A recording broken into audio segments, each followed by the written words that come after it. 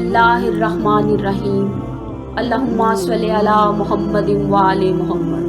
हज़रत सईद इब्ने जबीर रज़ी अल्लाह ताला अन्हो अपने ज़माने के जलीलुल कदर उलमा में से थे। बिलखसूस फ़िक़्ह और तफसीर में ज़बरदस्त मुहारत रखते थे, क्योंकि उन्होंने अपनी ज़िंदगी का बेशतर हिस्सा इब्ने अब्बास रज़ी अल्लाह ताला अन्हो के पास इल्म की तहसील में गुजारा था। हज़रत इब्ने अब्बास ने जो कुछ हज़रत अमीरुल मोमिनीन अलैहिस्सलाम से सीखा था, जनाबे सईद उनसे सीखते थे। वो अक्सर सर्दियों की रातों में 2 रकअत नमाज इस तरह पढ़ते थे कि 15 पारे पहली रकत में और बाकी 15 पारे दूसरी रकत में तिलावत करते, यानी 2 रकतों में कुरान खत्म कर देते थे। वो जब मदीना मुनव्वरा में होते थे तो इमाम ज़ैनुल आबिदीन अलैहिस्सलाम की इक़्तिदार में नमाज अदा करते थे और मजलिस में आपकी मदहो सना करते थे।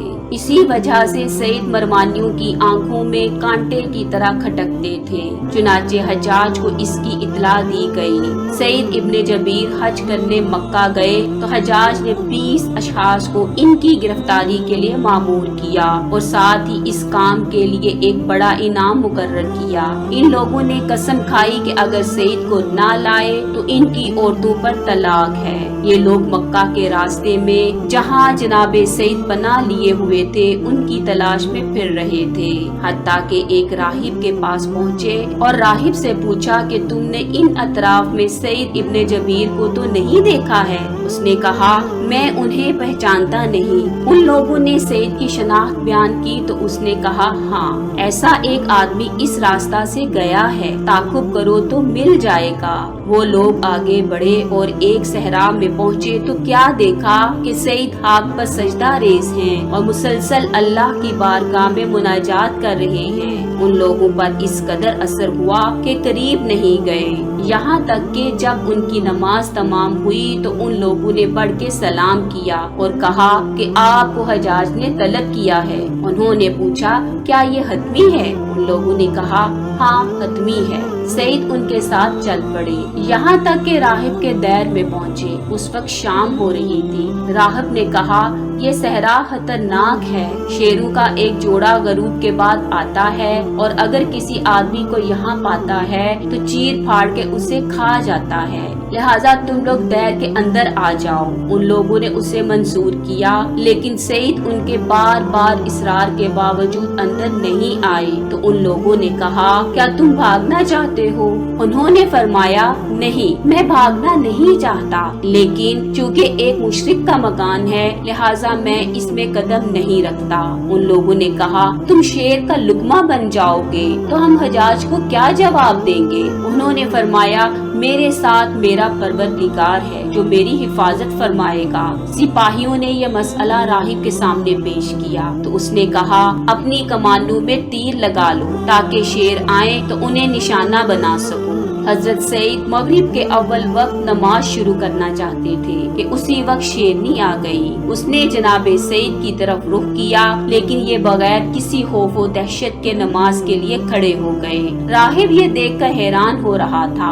शेरनी ने सब्र किया, यहाँ तक कि जब सईद की नमाज तमाम हुई तो उसने अपना सर उनके पाँव पर रखा और उनके सामने सर खाक पर मलने लगी। उसके बाद जनाबे सईद के इशारे से एक तरफ हट गई। आप नवाफिल पढ़ने में मशगूल हुए तो शेर आ गया। उसने वही तर्ज अमल इख्तियार किया और अज़ान सुबह तक आपकी हिफाजत करते रहे और सुबह को रुखसत हुए। शेरों के जाने के बाद राहिब आया और इंतहाई माजरत के साथ आपसे ख्वाहिश की कि उसे दीन इस्लाम से मुशर्रफ करे।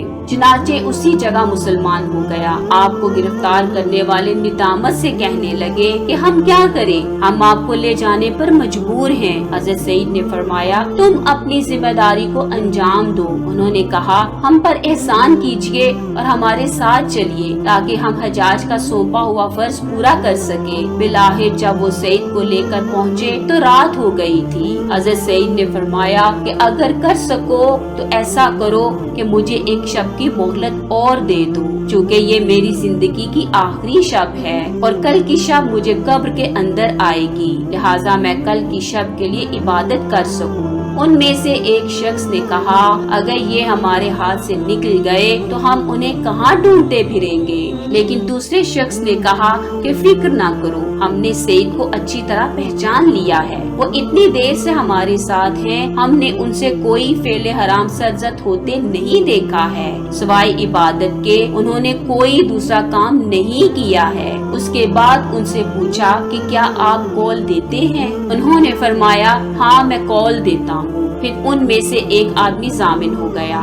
سعید پانی کے کنارے آئے، غسل کیا اور صبح تک نماز اور مناجات میں مشغول رہے۔ طلوع فجر کے اول وقت سپاہی آئے اور انہیں حجاج کے پاس لے گئے۔ حجاج نے کہا کہ میں نے سنا ہے تم نماز نہیں پڑھتے اور جناب رسول خدا کو برحق نبی بھی تسلیم نہیں کرتے، اس کا مطلب یہ ہے کہ تم اسلام لانے کے بعد مرتد ہو گئے ہو۔ سعید بن جبیر نے کہا میں ایسے فاسد خیالات سے اللہ کی پناہ مانگتا ہوں۔ حجاج نے کہا تم پر یہ بھی الزام ہے کہ تم خلیفہ کے کردار پر کیچڑ اچھالتے ہو اور اسے ناحق سمجھ کر برا بلا کہتے ہو۔ سعید نے جواب دیا ہاں میں یہ تسلیم کرتا ہوں کہ تمہارا خلیفہ سنت محمدی پر عمل پیرا نہیں ہے، اس لیے وہ کسی طور پر بھی اس قابل نہیں کہ مسلمانوں کی امارت و قیادت کر سکے، میں ہر حال میں کلمہ حق ادا کرتا رہوں گا۔ حجاج نے کہا گویا تم تسلیم کرتے ہو کہ تم خلیفہ کو برحق نہیں سمجھتے، ٹھیک ہے اب یہ بتاؤ کہ تمہیں کس طرح قتل کروں؟ انہوں نے فرمایا مجھے اس طرح سے قتل کرو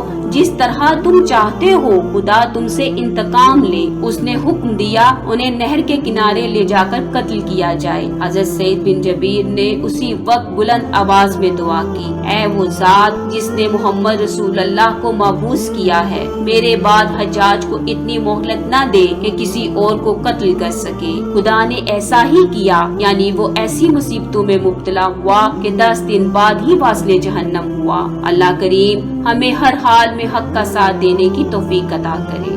اللہم صلی علی محمد وآل محمد۔